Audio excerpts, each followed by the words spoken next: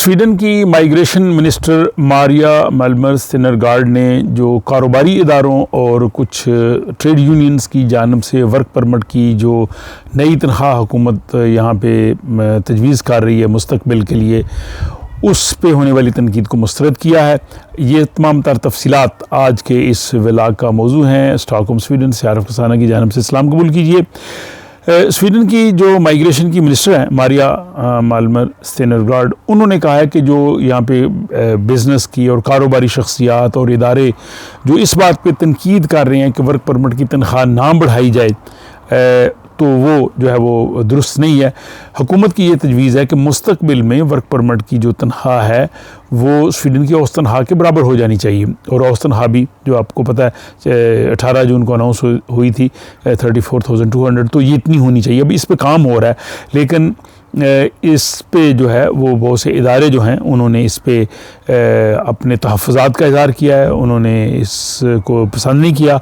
उसकी वजह यह है कि वो कहते हैं कि इतनी बड़ी तनख्वाह पे हमें बाहर से जो है वो वर्कर्स या जिनकी स्वीडन को ज़रूरत है वो नहीं मिलेंगे। इतनी बड़ी तनख्वाह हम दे नहीं सकते, कंपनियाँ इतनी तनख्वाह नहीं दे सकेंगी, और बहुत से ऐसे जॉब हैं जिनकी इतनी तनख्वाह है ही नहीं, तो फिर बंदे कैसे आएंगे।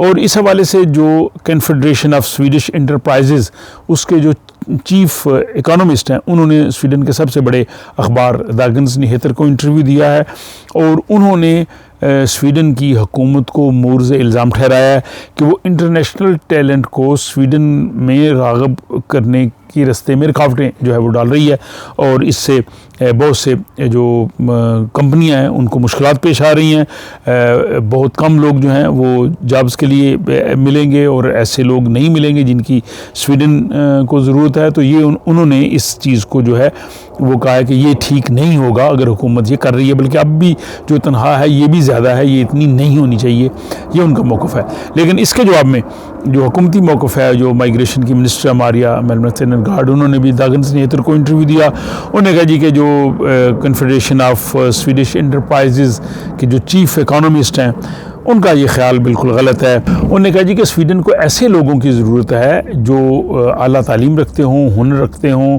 और जो स्वीडन में ना मिल सकें। उन्होंने कहा जो आम जॉब हैं उनके लिए लोग यहाँ पे हैं मौजूद, और स्वीडन में ऑलरेडी जो है वो बेरोज़गारी है, तो यहाँ पे जो लोग हैं जिनके पास जॉब नहीं है वो लोग वो काम कर सकते हैं जो कि अवेलेबल हैं। लेकिन बाहर से हम वही लोग बुलाएंगे जो स्वीडन में ना मिलते हों और जो टेक्निकल हैं, जो आईटी के हैं, जो प्रोफेशनल्स हैं, और प्रोफेशनल्स के लिए इतनी तनख्वाह जो है वो उन्होंने कहते हैं कि गलत नहीं है। ये हुकूमती मौक़िफ़ है। लेकिन इसके बावजूद जो चीफ इकोनॉमिस्ट हैं कन्फेडरेशन ऑफ स्वीडिश एंटरप्राइजेज़ के, उन्होंने कहना जी कि ये बिल्कुल गलत है कि लेबर मार्केट जो है वो मुलाज़मतें पैदा करती है। उन्होंने कहा जी कि आजकल जो बेरोज़गार और जो कम तलीम याफ्ता हैं वो ज़्यादातर गैर मुल्की पस मंज़र रखते हैं, और कंपनियाँ जो हैं वो ऐसे लोगों को मुलाजमत देते हुए हाई रिस्क समझती हैं। तो उन्होंने कहा जी कि ऑलरेडी ये अगर आप तनख्वाह बढ़ा देंगे तो इस ग्रुप या उन लोगों के लिए मज़ीद मुश्किलात बढ़ेंगी, ये चीज़ें ठीक नहीं होंगी, ये चीज़ें जो है वो ख़राब होंगी। लेकिन हुकूमत का फिर वही मौक़िफ़ है कि हम सिर्फ टेक्निकल लोगों को लेके आएंगे। उन्होंने कहा जी कि इसके लिए हमने माइग्रेशन बोर्ड को कहा है कि उनको बहुत जल्द जो है वर्क परमिट इशू किए जाएं, उनको जो है वो एक्सपर्ट टैक्स जो है उसमें भी उनको रियायत दी जाए जो लोग नॉन रेजिडेंट यहाँ पे स्वीडन में रह रहे हों। लेकिन इन सारी चीज़ों के बावजूद यहाँ पे जो कुछ ट्रेड यूनियंस हैं या कुछ इदारे ऐसे हैं जो इस जॉब्स के हवाले से, मसलन अलमेगा है नॉर्थ फोल्ट में जो लोग काम कर रहे हैं, वहाँ की जो एक यूनियन है, और इसके अलावा जो वेस्टा है, इन्होंने जो है वो हुकूमती जो पॉलिसी है उससे इत्तेफाक नहीं किया।